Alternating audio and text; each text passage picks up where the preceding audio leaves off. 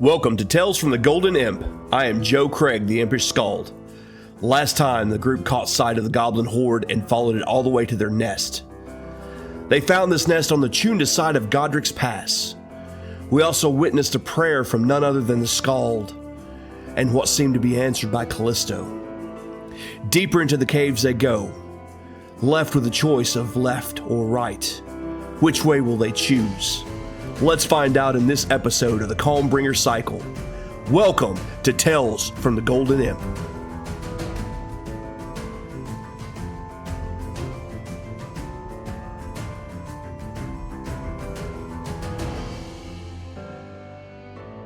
Episode 5, Secrets Below.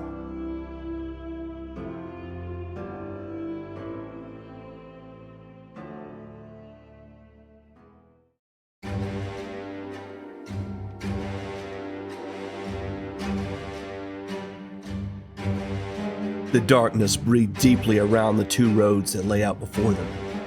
The blue glow from Regos' stone was dim, but in the darkness they found themselves in, it was like a beacon in the night.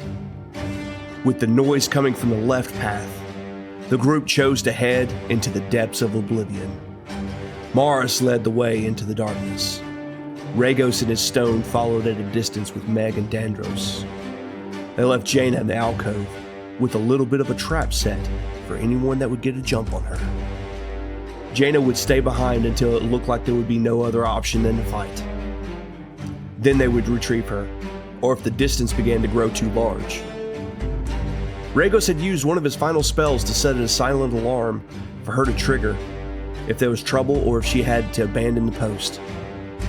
He was down to just his raw, arcane bolts of energy now, so his skill with a blade would have to be paramount here. One thing that was troubling Maris was the lack of blood. Dwarven blood was to be expected, but he had not seen any of it in a while. That posed to be an ill omen to him. There was only two reasons for that. Either Durin had healed in some way, or he was running out of blood to spill. From the side of the wagon, he feared it was the latter. The big man paused in his silent footfalls as he saw a change in temperature ahead. Just around the curve of the tunnel, there was something warm there. Not hot, but warm. Maris raised his hand to signal to the others to wait. Forward he crept to get a better look at what was around the corner. The stone of the cave was natural for the most part. There were some areas that were showing signs of being worked at least to some capacity. The big man crept forward towards the source of that heat. A smell also flew into his nostrils. The smell of blood. As Maris approached the source of heat, a small blob of heat on the ground, almost discarded in a way, the smell of blood increased. The source of heat was a bundle of rags, bloody ones at that. They smelled of dwarven blood. The bleeding had been stopped, it would seem. At least caught up to this point. Motioning the group forward, he looked for traces of heat from blood droplets. Not seeing any, he knew he needed better light.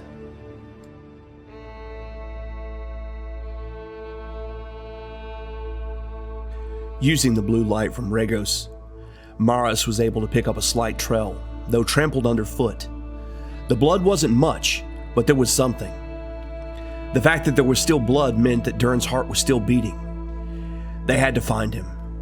While Maris had focused on the ground, Dandros touched him on the shoulder.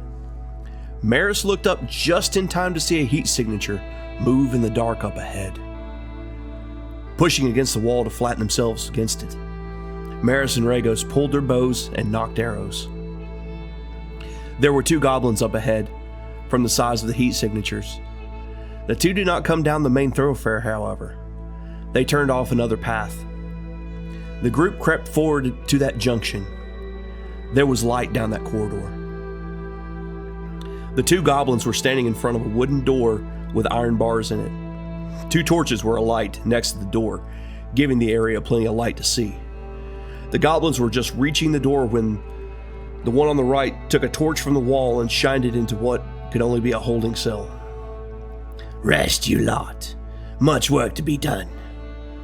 The goblin's voice echoed in the darkness.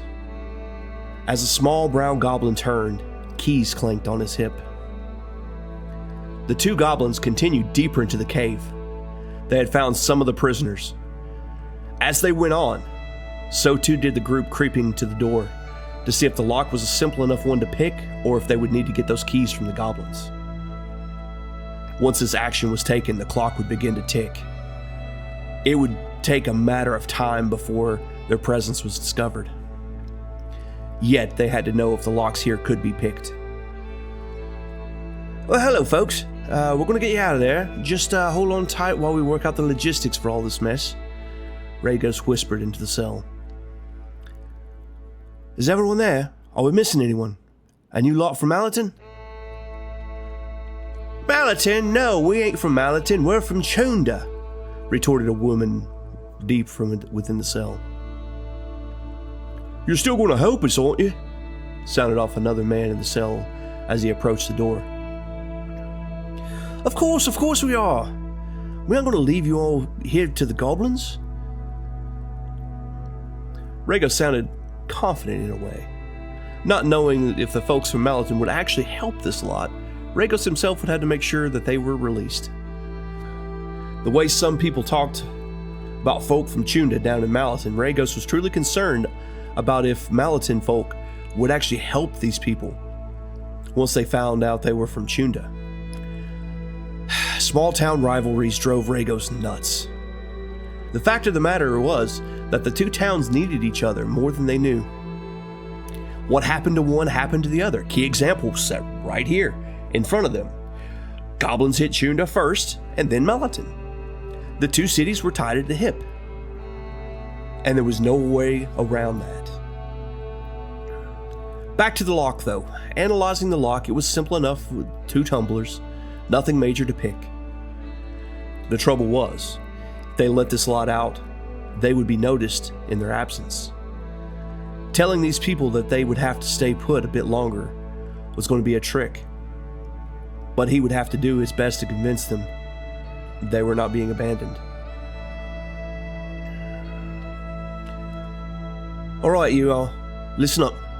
We're going to need some help here. We got to find some other prisoners, and in the meantime, we need you all to keep the guards right annoyed. That way, they are focused here, so we can lurk about in the dark unobstructed. That clear to you all? What about us? You aren't going to leave us here, are you? Of course not. You have my word. When it's time, we will deal with your guards and get you all out of here. To speed up the process, do you all know where the other holding cells are? And what's on down that way?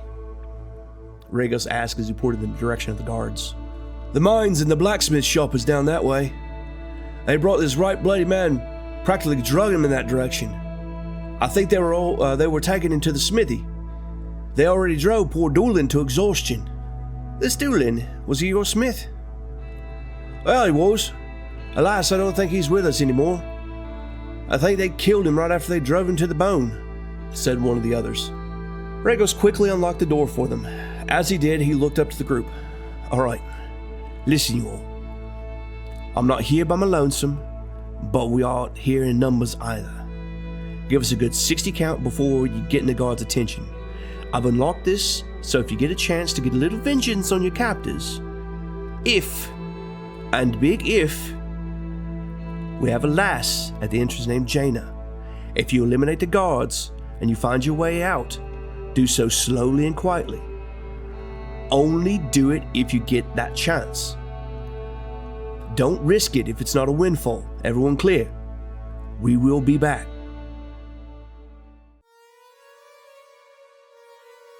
Deeper in the heart of the mountain, a long shadow hovered over an anvil.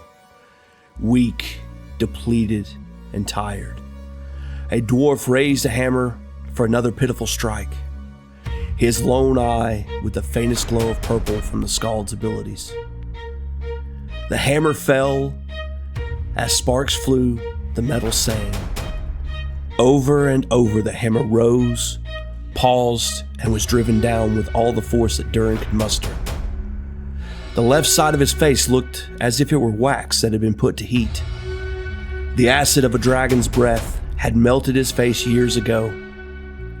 Sweat always made it look as if it was fresh.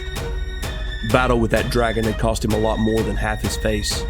It had cost him some of the greatest friends he had ever known. It had cost him his lover. His axe slew that monster, but it was just the parting blow. Chance had made the way for him.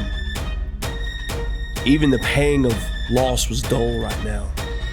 He didn't have time to mourn Chance. Durin was bruised, bloodied, but the blades had to be made. The army needed them, and there was a war that had to be won. He had to forge them. He had to finish them. The smelted iron was poured to make the rough shape, but that shape was not sharp. It was bad for cutting, and that would be no good. How could an army strike true without a good sharp edge?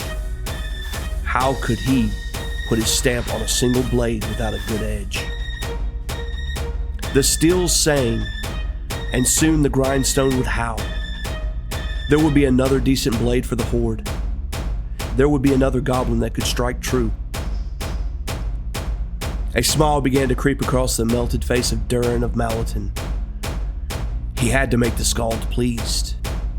It was all that mattered. Such a simple creature with a simple goal, one weapon at a time. Hammer on iron to make the sparks fly. The Skald would be pleased with this one. Temper the iron, make the steel sing. Only then would it whistle through the air.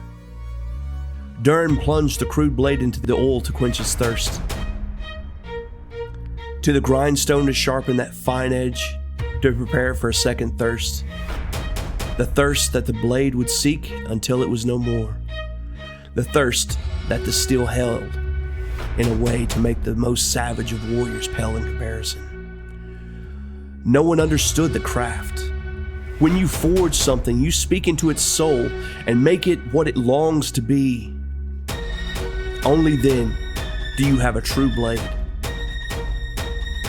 Sweat and blood dripped from the scarred body of Durin as he moved, blade in hand to the grindstone. Beside the grindstone was a pile of blades ready for the killing fields. The Skald would be pleased by at least one of them, but one more just to be sure. He had to please the Skald. She was that important. Demanding, yes, but vital. She had to be pleased. His weariness had to be ignored. It mattered not. The only thing that mattered was pleasing the Skald. A pair of goblins checked in on the blacksmith. They were in awe of how she drove them, looking to the corner where the corpse of another dwarf lay.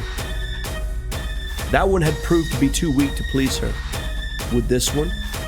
Or would he die before he could? As silent as they arrived, the two goblins left. We'll save the clank of keys on the hip of the brown-skinned goblin. That clank drew the ire of Durin. How dare he interrupt his work? The Skald would not be pleased. The small goblin jumped by just the way the one-eyed dwarf looked at him. That faint purple glow swirling around the gray eye of hatred. So much hate, all bottled up in one eye. Put his hand to the keys on his hip. Silently, they retreated into the darkness. Durin watched as they disappeared before he turned back to the spinning grindstone to make it sing once more.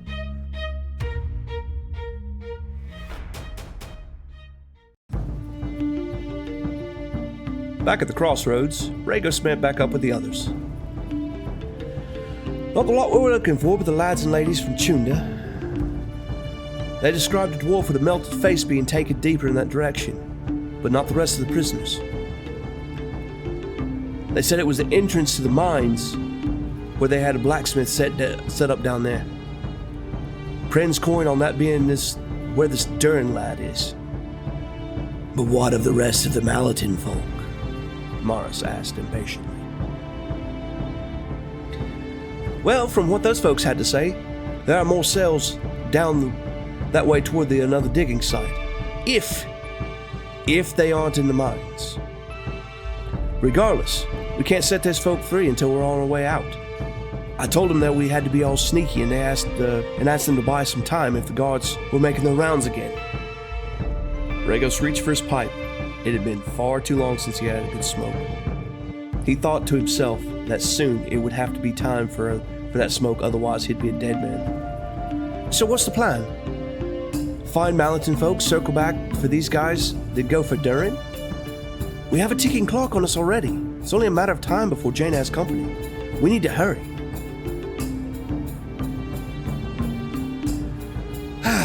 Hurry, yes, but not such waste. Not such haste.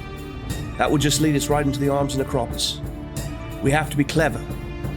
Luckily, you have a charming and clever lad with you. I've given them away to buy us some time. But enough chatter.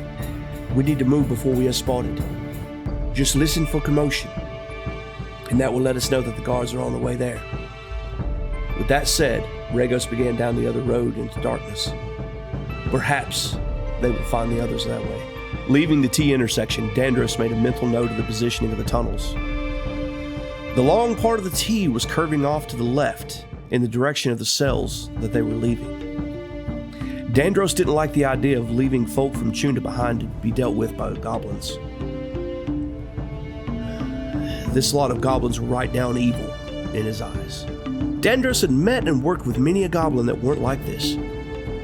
Something like an infection in the craw of this tribe had to be there for a reason. Perhaps this was the tribe that Chunda was always at odds with. There was something vile at the heart of this lot. This was an unusual set, to say the least. Yes, goblins would raid and steal, but they did it for survival.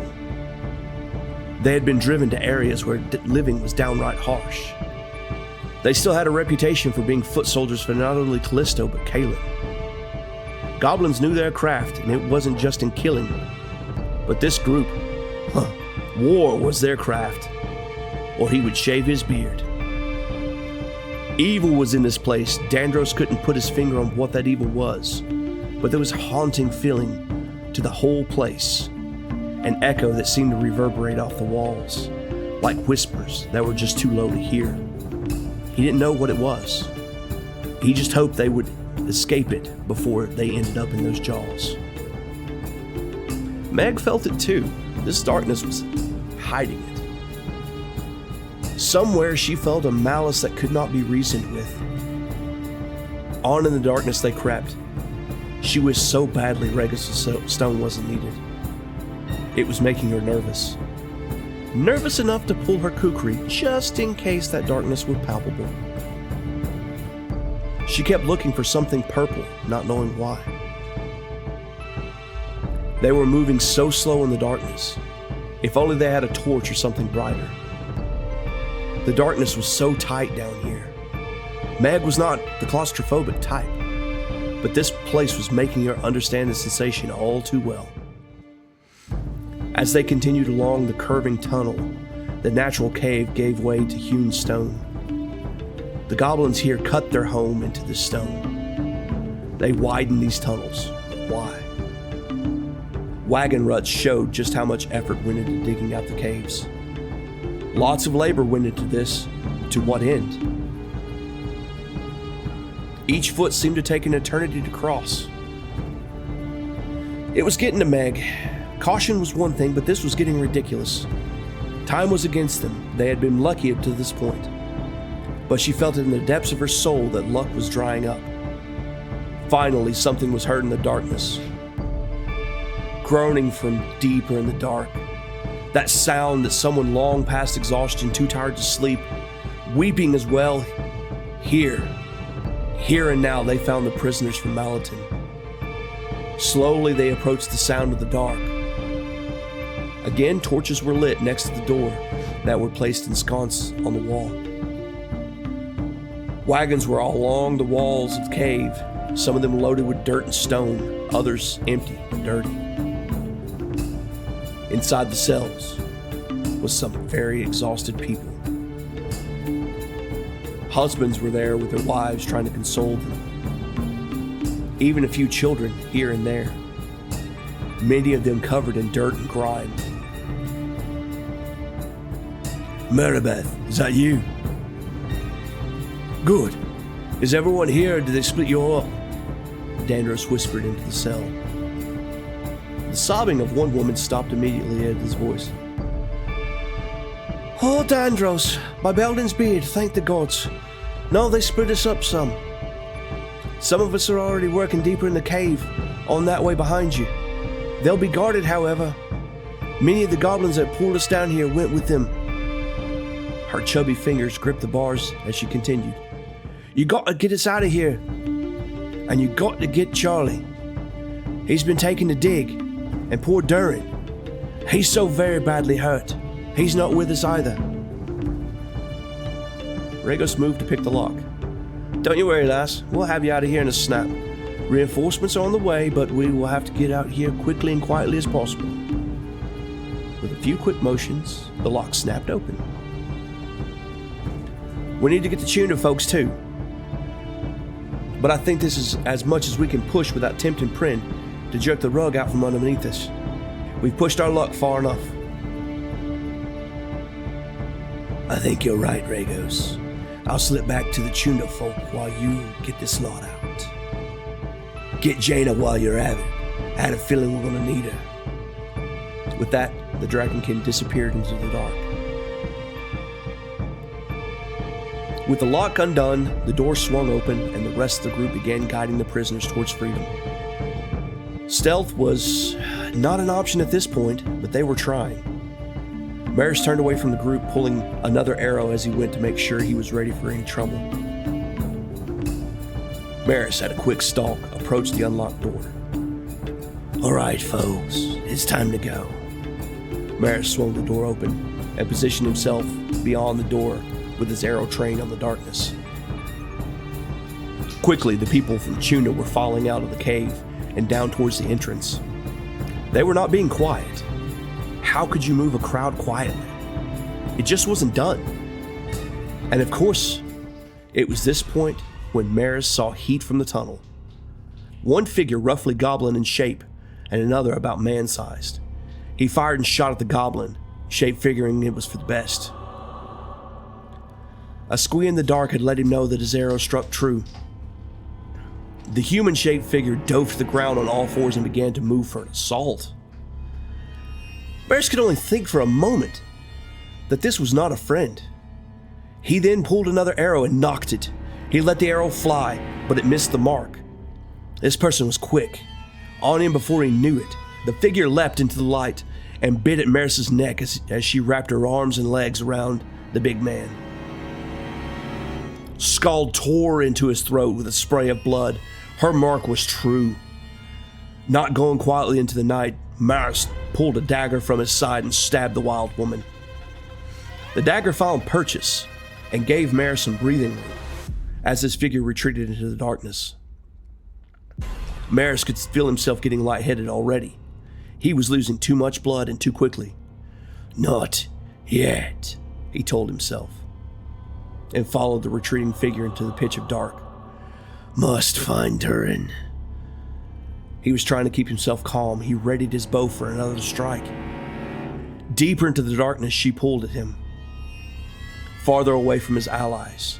Farther away from his friends. Closer to death. There, he saw a flicker of movement. And in the dark loosed his arrow. Steel sparked on stone. He had missed. Now there, little hunter. Where is your patience? Why do you seek your death so surely?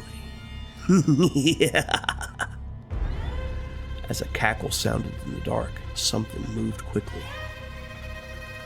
A momentary flash of heat and then coldness flying in his direction. He intended on moving, but his body was not swift enough. He leaned where he wished to sidestep. His dagger plunged into his own shoulder. Luckily, not the lung. But that would make it harder to draw his bow. So easily you bleed, just like the beast you slay. Respect for the hunter is respect for the prey. He was moving into a larger cavern now. He saw traces of heat from blood here and there. Spinning to check above him was done too late. Somewhere in the distance he could hear a hammer on anvil. He could hear Durin. But the last thing Mars saw before the heat left him was a woman's form, leaping from a cavern wall. The gore was cooling on her. Her teeth tore out his throat, and Maris passed into Necropus' embrace.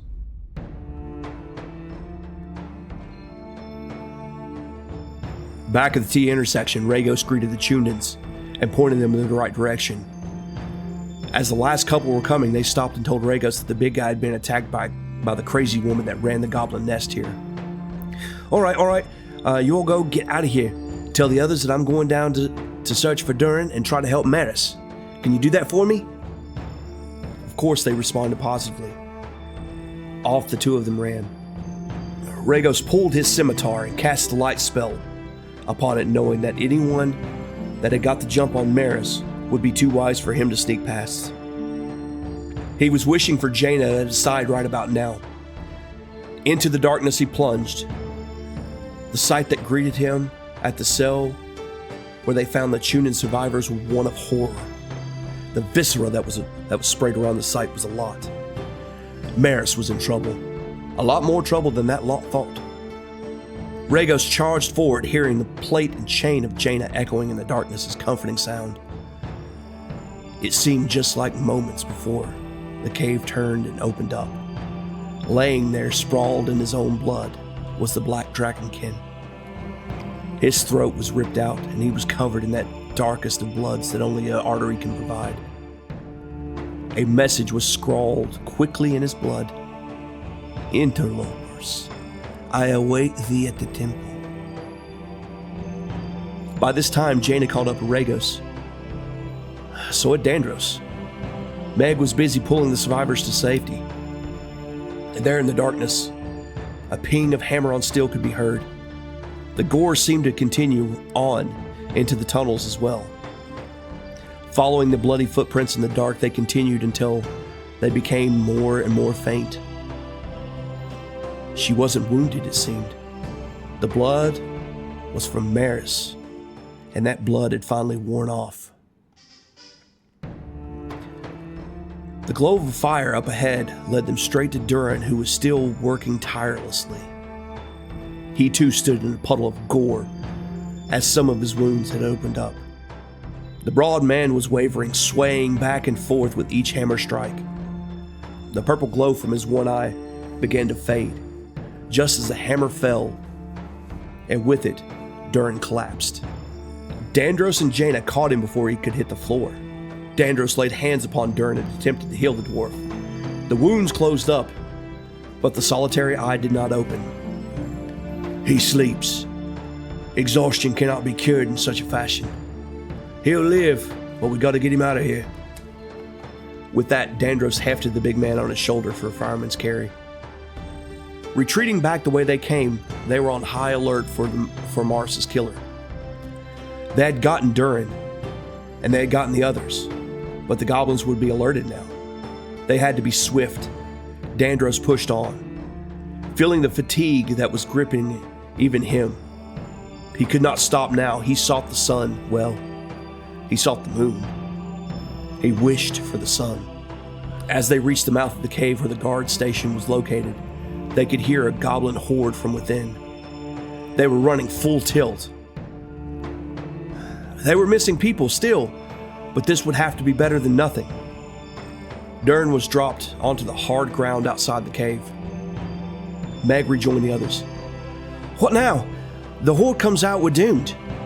Should we get them across the bridge and drop that bridge? Well, that sounds like a perfect plan. Get that lot to get Durin and Dandros. I don't think he's got another ounce of energy to spare. Regos said quickly. The Malatinians and Chundans helped the weak and the broken across the bridge. All the while, Regos looked into the cave. Something kept him from issuing the command to cut the bridge. They were outsiders here. That bridge was all that kept Chunda and Malatin together. If winter was to be harsh, that bridge would be needed. Jaina looked at Regos. "We're not done down there, are we?" With a shake of his head. "No. She's waiting for us. I don't know who she is, but she's waiting for us. I don't think it's to kill us, but it's almost as if I'm being compelled to go listen to what she has to say." Meg approached the other two. "Well, I'm not going to let you go down there by yourselves. I'm feeling the same way. We aren't done down there." Dandros was catching a second or third wind at this point. He was trying to cross the bridge again, though he was greeted with protest by a large Chunda woman. Jaina called over to him. "Keep them safe, Dandros. We'll be back." That seemed to settle things for the big woman. She guided Dandros to the far side of the bridge, whether he liked it or not. The three of them, Meg, Jaina, and Regos, entered back into the cave. It seemed to be glowing purple in the dark now, as streaks of that purple color of amethyst seemed to float in the night. Before they could get too far in, their attention was turned to a great flapping sound from outside the cave. "What now?" Regos exclaimed. Lanterns were aglow outside the cave as two baskets of elves from the Great Falls Forest began to unload. Two large rocks were flapping just over the baskets, looking for a place to light. Leading the way was a tall, dark-skinned elven man who gave the three a bow and a salute. "Greetings from the Great Falls Forest. We have come to aid the rescue. What needs done?" Without hesitation, Jaina stepped in. "A lot of you with us. We have more people to rescue from within. If you can spare some men and women to help keep those that we have pulled from the nest safe, that would be most excellent. Jaina Krist at your service. Service of the Hall of Howlus," finishing with a bow of her own.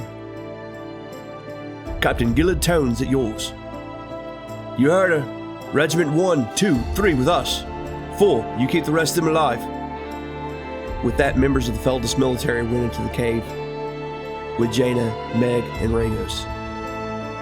Each of the regiments contained about 50 soldiers, and as they went, 50 soldiers splintered off towards the living quarters of the cave, 50 splintered off to the next T-intersection towards the mines. The final 50 went deeper into where they had found the residence of Malatin. There in the darkness, things opened up as hundreds of purple eyes waited in the dark. Amethyst glowed in dark, coalescing around the figure standing before the earthen temple, buried in the darkness. A step pyramid that had been dug out by the forces of goblins, men, and dwarves. As the group of soldiers entered the huge cavern, the purple eyes all looked towards the being in front of the pyramid.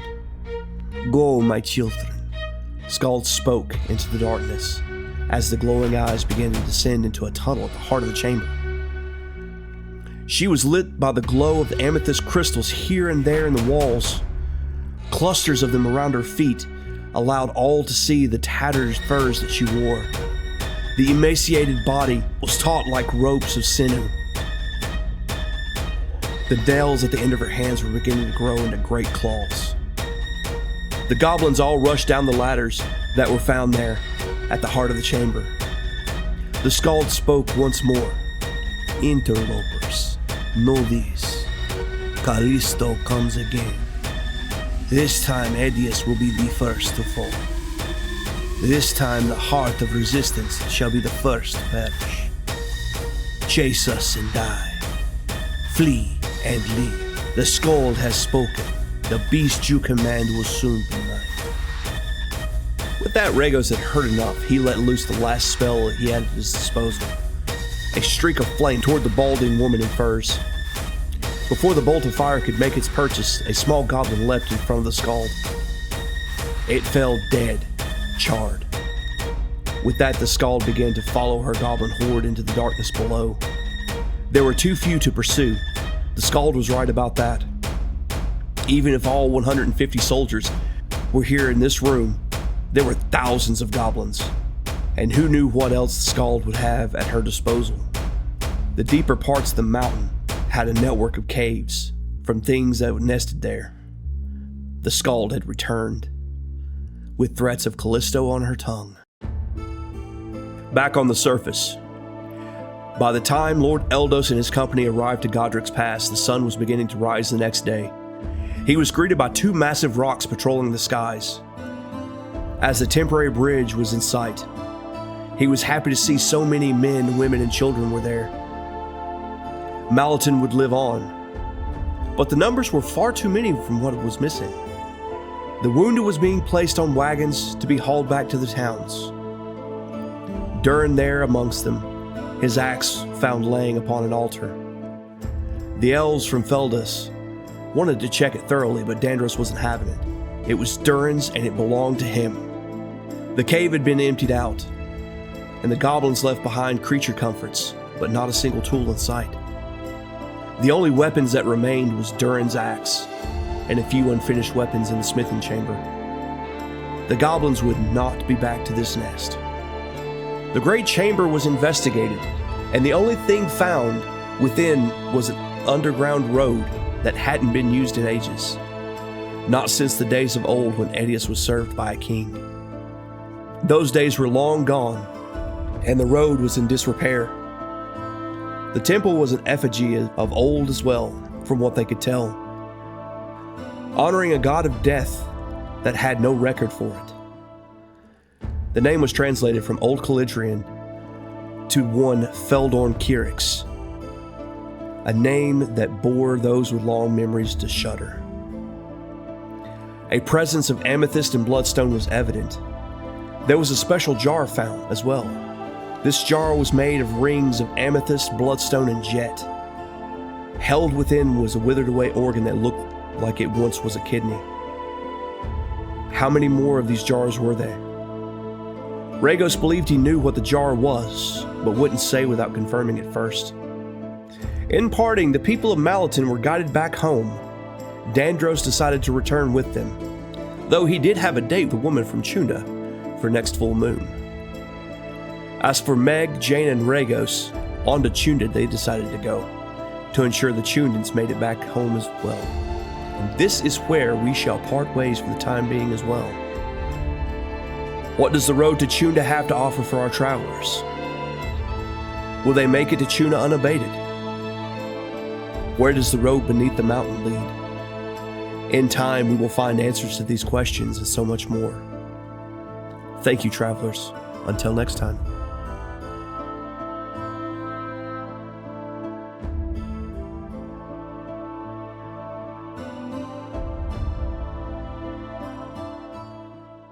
Today in the Lore Corner, we will discuss the Dancing Topia.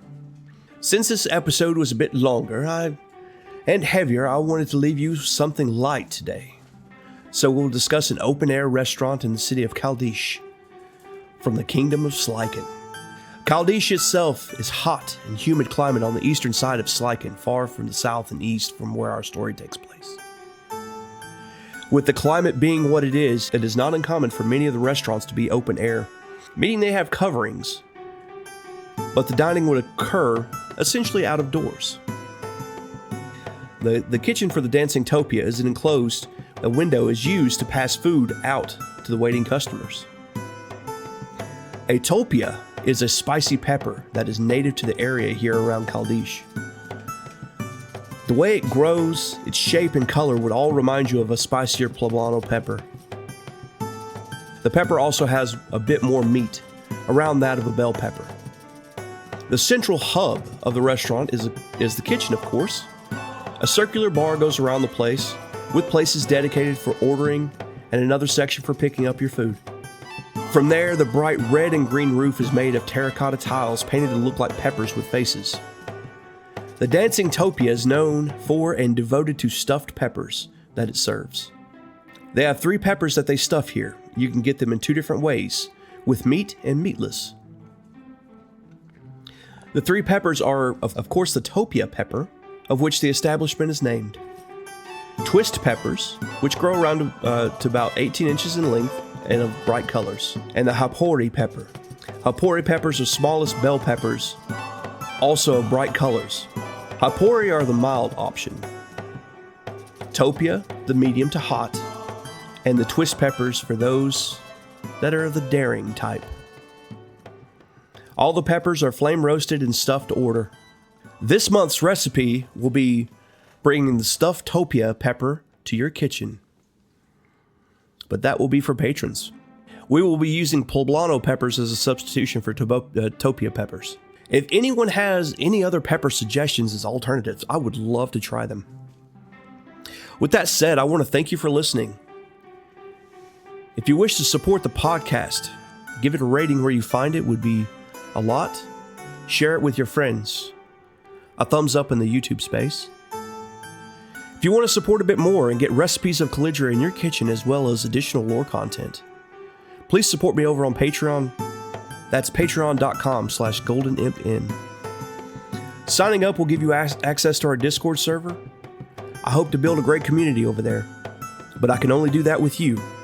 So won't you join us and join the conversation? If you want to follow me outside the podcast space, you can find me on Blue Sky at Empress Skald. I am Joe Craig, the Empress Skald. Thank you for listening, and remember, you've been scalded.